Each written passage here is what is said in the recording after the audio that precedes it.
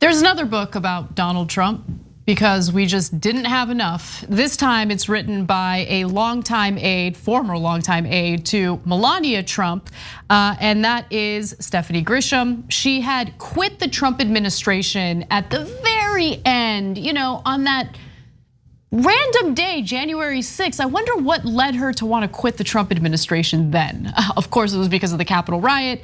And then she proceeded to shop around for a book deal, and she got one. So she's just published a book, or it's an upcoming book called I'll Take Your Questions Now. By the way, she ended up being the press secretary for the Trump administration, didn't hold a single press conference, which is why I'll Take Your Questions Now is just a really funny title. Yeah, you should have taken them when you were a press secretary. Totally. So there are lots of twists and turns in this story, and I'm gonna tell you why she's credible. In part, she defends Trump in a way that got me to believe it, but she also has some devastating things to say about Trump. All right, so let's start with that mysterious visit to the Walter Reed Medical Center. What was that about? There were a lot of theories, a lot of speculation about Donald Trump. And of course, this is before the pandemic, right? Well, Trump apparently went to Walter Reed National Military Medical Center without disclosing to the media that he was going or why. It was a days-long mystery in the national news, but Grisham's book strongly hints that the president went for a simple colonoscopy. As for the elaborate concealment, she writes that Trump was resistant to having Vice President Mike Pence in power, even for a short period of time, and he didn't want to be the butt of a joke on late night TV. But don't boom. All right, I mean, it's a standard thing that older people get, right? He's a man-child. He's so deeply insecure. I kind of get it, and he's so conspiratorial. Like, what's gonna happen when Mike Pence is in charge for 3 hours? Nothing. But in his mind, he's like, what if he takes over? I don't want him to have power. And I don't want anyone to know I'm incapacitated. I'm not gonna do that. And it's about my butt. I don't want anybody knowing it's about my butt. Who cares, dude? Grow up. Yeah, I mean, yeah, it's not that big of a deal. But at the same time, I also get it, right? Because a leader wants to project strength. As we know, the right wing's obsessed with that, which is why they like salivate over strong men like Putin, right? I remember when Putin's photo shoot came out. This is before Trump. This is during the Obama administration. He's like shirtless on horseback, and they're like, oh yeah, he's so strong. Like they love that imagery. They love that like projection of strength. Anyway, but moving on. Apparently, there's a scoop on haircuts as well. So Trump apparently liked to cut his own hair with like massive scissors, which makes a lot of sense. That she's definitely telling the truth on that one. There's no way that there's like a professional barber who cuts his hair like that. Yeah, that one I couldn't care less about. It's just all goes to his insecurity. And if you remember, this is a disaster story that was in the divorce proceedings when he got divorced from Ivana Trump. And she had suggested hair plugs for him, and they went badly because he was balding, and he's again deeply insecure. And he hit her, and according to her, and raped her. Okay, and then she withdrew that later when she got paid. I'm just keeping it real. That's what happened in the divorce proceedings. Okay, those are facts, so you can look it up. So he's always been deeply like nuclear level insecure about his hair, as he is about everything else. But let's get on to the good stuff. So back in 2019, Trump also had a meeting with Vladimir Putin. This happened in Osaka, Japan. And apparently, according to Grisham, he turned and looked at Putin and said this: okay, I'm going to act a little tougher with you for a few minutes, but it's for the cameras, and after they leave, we'll talk, you understand. Trump told Putin at the G20 summit in Japan 2 years ago as journalists had exited the room. So that's what she's alleging in the book. Now, the second part, I 100% believe, because there are similar stories about Putin acting this way with other US officials, right? So she writes that Fiona Hill, the White House's Russia advisor, told her that Putin brought to their meeting an unusually attractive female translator whose presence seemed intended to distract the US president. Putin also seemed to be coughing and clearing his throat in an inordinate number of times throughout the meeting. Hill speculated to Grisham that he was probably attempting to trigger Trump's well-known germaphobe tendencies. I totally believe that. Putin in the past has kind of exploited the vulnerabilities or weaknesses of various people. Like one example that comes to mind is Angela Merkel, who's terrified of big dogs, and so during one of their meetings, he brought a giant dog with him. Yeah, but now this is the really interesting part. That to me gives credibility to the book and is actually an unintended defense of Donald Trump.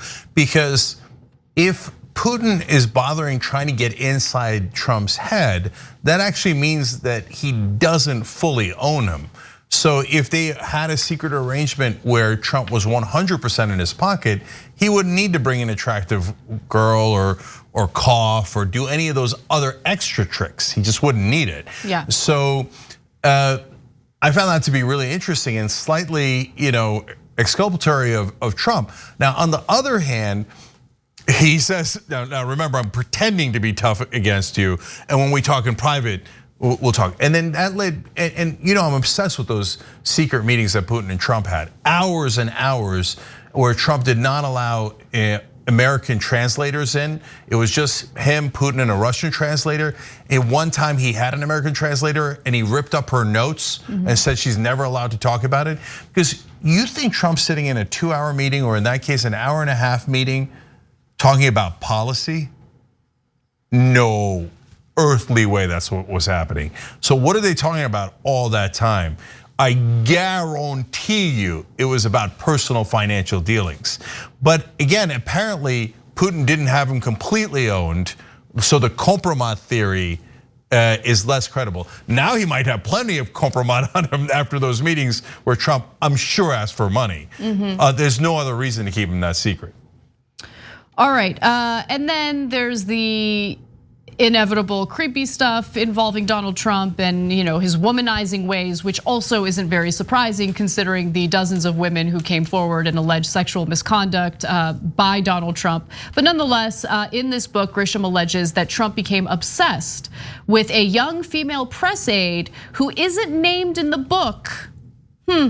The president constantly asked where the aide was during press events, Grisham wrote, and allegedly once requested that she be brought to his cabin on Air Force One so he could look at her behind. This is in the era of Me Too, and they're literally bringing attractive women to the president when he asked to see her ass. And they're doing it, they're all participating. And by the way, no one should ever give credit to Stephanie Grisham. She's a terrible person. She stayed there all the way through January 6th. She was a press secretary, she was chief of staff for the first lady. She was in the communications department before. She took all the power, the fame, the money, everything else. And then, by the way, turns on her friends and allies at the end and betrays them. She's a terrible person in every imaginable way. But those are the people that worked for Trump. They're like, oh, you need to sexually harass a young woman who trusted you enough to come and work for you. Let's bring her in, everybody. The president wants to see her ass. And they all know it and they all participated in it. They're sick people. By the way, one other revelation in that book is that she barely went to work in the last year. It's amazing. You're a press secretary, you're chief of staff for the first lady. She doesn't bother showing up. Nobody even notes it. You know why? They're not doing any work. And they only hire cronies. And so they're surprised to find out one of their gangster cronies turned on him for $1. Of course she did. She was in it for the money in the first place, right? And when she didn't show up for work and didn't do anything that the American people paid her for, you didn't mind at all. That's who these people are.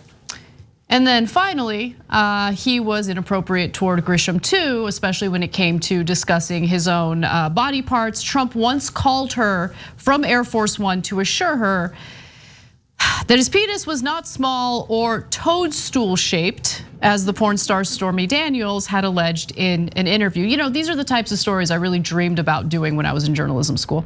Grisham wrote that Trump once asked her then boyfriend, a fellow Trump aide, if she was good in bed. It's unbelievable, man. This is in modern day. It's totally believable. Yeah, it's 100% believable. Are you kidding me? I mean, how many people have been canceled for 10% of that, right? He calls someone who works for a woman who works for him and says, now let me tell you about my penis.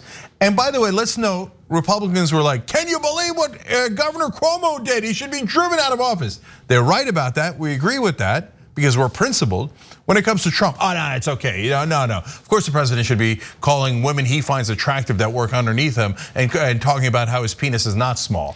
Listen, don't buy this book.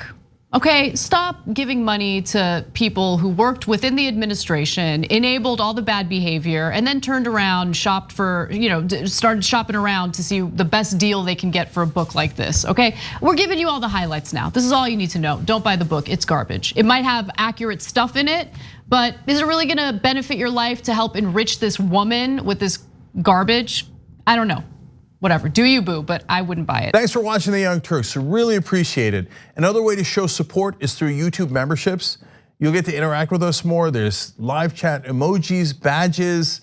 You've got emojis of me, Anna, John, JR, so those are super fun. But you also get playback of our exclusive member-only shows and specials right after they air. So all of that, all you gotta do is click that join button right underneath the video. Thank you.